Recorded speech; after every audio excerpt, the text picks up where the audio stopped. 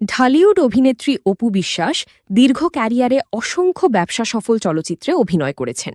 দেশের শীর্ষ নায়কদের সঙ্গে জুটি গড়ার পাশাপাশি বরেণ্য নির্মাতাদের পরিচালনায় বহু ছবিতে অভিনয় করেছেন তিনি। এবার জানালেন নতুন ইচ্ছার কথা। কলকাতার খ্যাতিমান নির্মাতা সৃজিত মুখার্জির সঙ্গে সিনেমা করার আগ্রহ তার।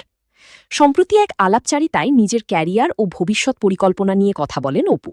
সেখানে সঞ্চালকের প্রশ্নের উত্তরে তিনি এমনটিই জানান। অপু বিশ্বাস বলেন, প্রথমত একজন পরিচালক একজন আর্টিস্টকে চয়েস করতে পারেন।